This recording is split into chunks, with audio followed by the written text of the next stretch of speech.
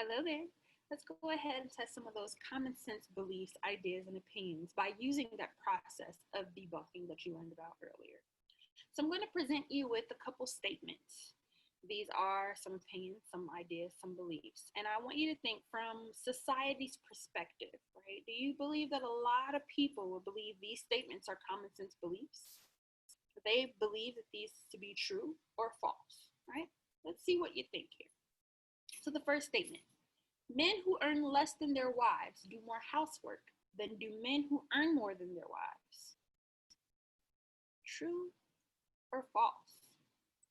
Men who earn less than their wives do more housework than do men who earn more than their wives. True or false?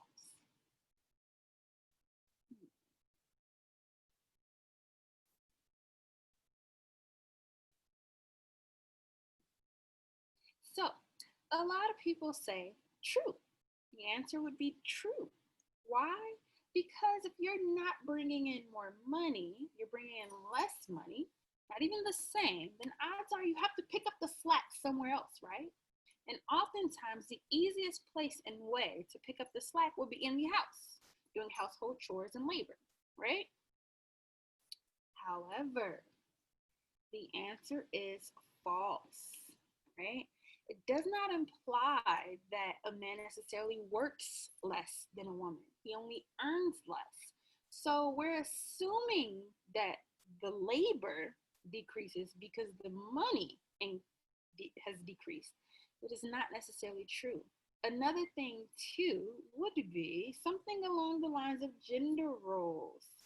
We have some gender roles associated with who does what in the household, who does not, right? Who works, or etc.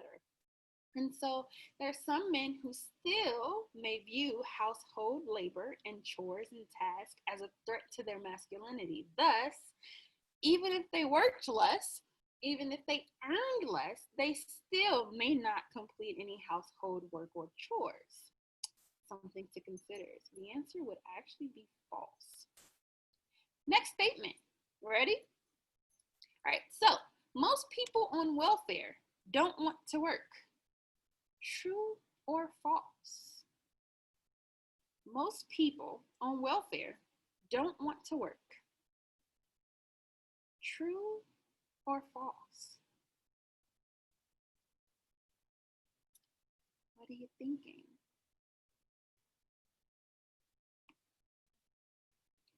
Well, a lot of people say true. A lot of people believe it's common sense. True. People are on welfare. They don't want to work. Why would you work? You're getting free money, right? You can also see out there how there's so many people who are continuously having babies, more and more babies, just to get the assistance, right? But why would I work if I don't have to? However, the statement is false. It's absolutely false. There are a lot of people on welfare that actually must be employed. In fact, in some locations, you have to have at least a part-time job in order to receive assistance. Many require at least 20 hours a week in order to receive any type of welfare assistance. Then you have individuals where there are people who want to work, but maybe they're not able to. This could be attributed to any type of disability, physical, mental, emotional, visible, not visible, etc. Right? So there are plenty of people who can't but want to. That is not to say there aren't some outliers where there are plenty of people who don't want to work that are receiving the assistance, but the statement is false. The vast majority have to work, the vast majority cannot work. You ready for the next one? All right. One thing found in every society is romantic love. True or false? One thing found in every society is romantic love. True or false? What are you thinking?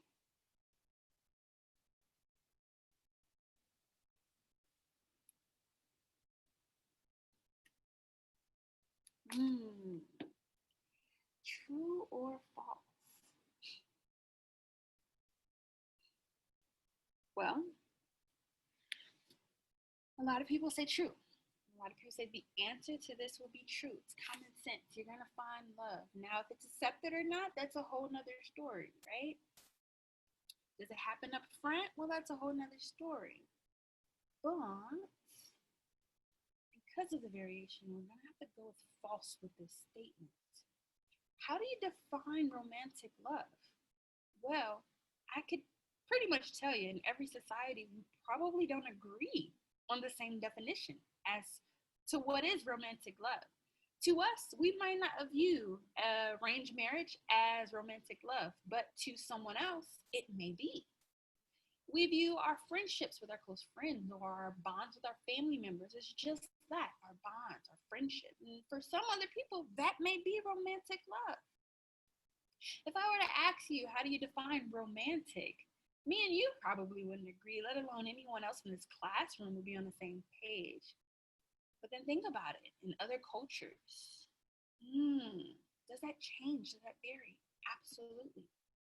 And so because of this, we can't say that this exists because, of course, on the surface, when asking the first question, you already knew what I was talking about, right? You had some type of idea, right? But because we can't even agree with the definition of what romantic love is, well, we can't say it's found in every society, right?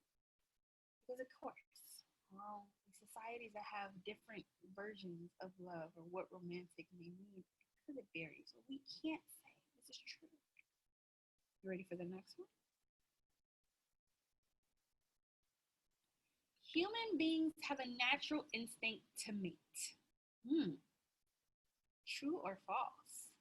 Human beings have a natural instinct to mate. What do you think?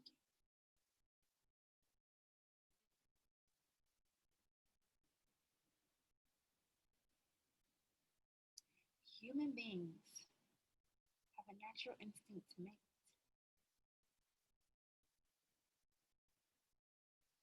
True. It's got to be true, right? It's got to be true.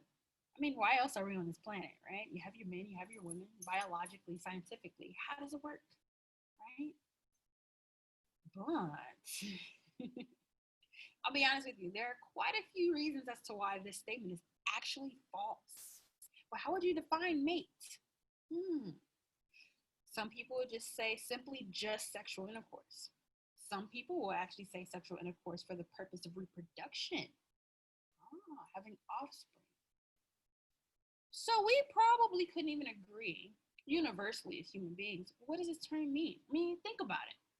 We have other terms that involve this term mate, right? Roommate, classmate. We're not necessarily having sexual intercourse and or reproducing with these individuals either, right?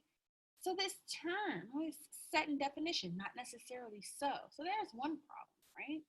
But then another problem, something to consider. Well, there are some people who are asexual. Do you know what an asexual is?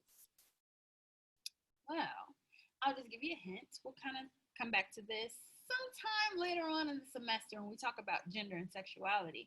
But asexual individuals are people who have little to no desire to be sexually involved or engage in any type of relations with someone else, right?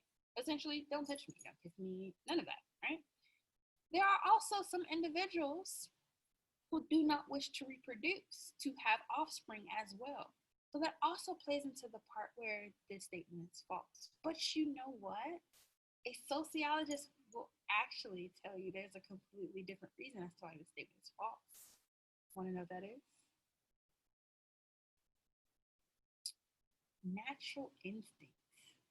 What is a natural instinct? Oftentimes, natural instincts exist for animals, right? However, we're considered a type of animal, right?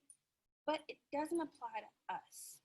In terms of human beings, a sociologist will tell you we don't have a natural instinct. Some people say, oh, motherly instincts. Well, the question would be, does every mother know in that circumstance what to do or how to do it? No, it varies, right? Fight or flight. Does every single person in that situation know what to do and how to do it? No.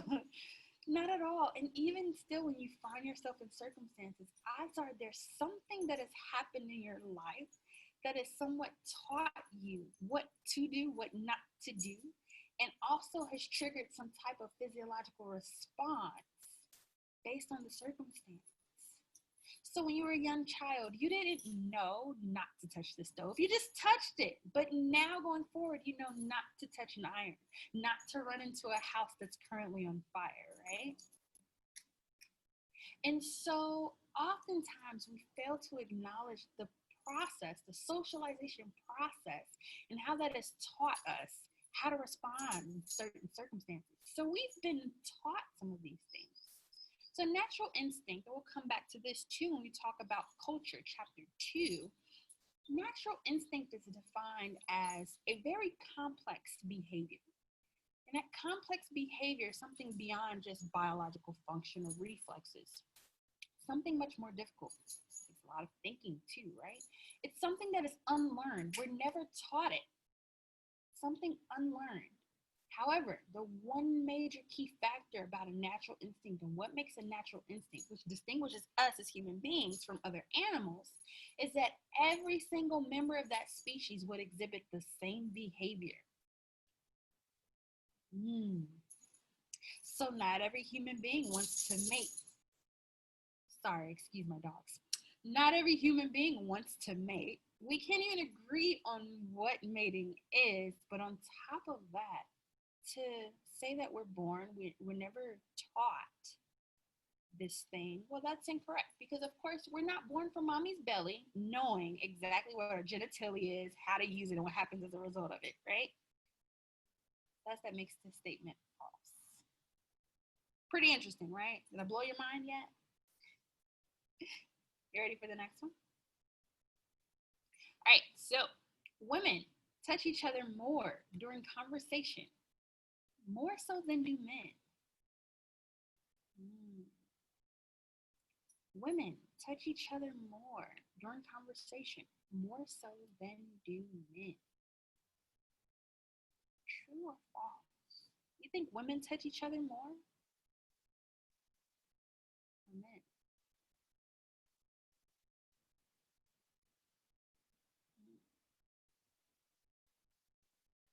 It's gotta be true, right? Women touch each other. I mean, why not? We're this nurturing, empathetic type of being. We're viewed as emotional beings, right? It's come here, hugs, right? If someone's crying, oftentimes you're gonna see the woman offering a hug or wanting to talk, placing the hand on the shoulder, the back, or something, right? And say something. Statement is actually false. Men actually touch each other much more. They touch each other much more. And oftentimes it's been recorded in circumstances where we may not necessarily pay attention to. Think about the amount of handshakes men give each other. Think about the high fives or the pats on the back or the wrestling when they're younger or even when they're older, right? Think about in other cultures where men are much more dominant in terms of population, right? How do they greet each other? Handshakes, not only the high fives and things, but also the kissing on the side cheeks, right? All of these things are considered. Even behind the scenes in the locker room, might not necessarily be a pat on the back, it might be a pat on the butt, right? But a lot of times we're not considering it. You got male dominated sports, and there's a lot going on, a lot of physical contact, especially when they're conversing with each other. The end of the game, the high fives or the pats on the butts or whatever is happening at the end of the game, right? Talking to each other while on the court, a lot of talking, etc., right? So there are a lot of things that we may not notice or pay attention to during conversation. We tend to lean towards the stigma of women being these emotional, nurturing beings. So we think that they touch more. But you actually consider maybe some of the other gender expectations and characteristics of being aggressive or being strong and tough, things of that nature. Those also play a role into how much men touch each other. So men actually win this one. That is actually the conclusion of our little debunking quiz. I hope it's giving you some insight to how we may think certain things exist and are and to be understood in our society when realistically it may be something completely different, right? Let's explore from a different perspective, right? How these things may actually exist, what patterns and processes actually exist in our society. Thanks for participating.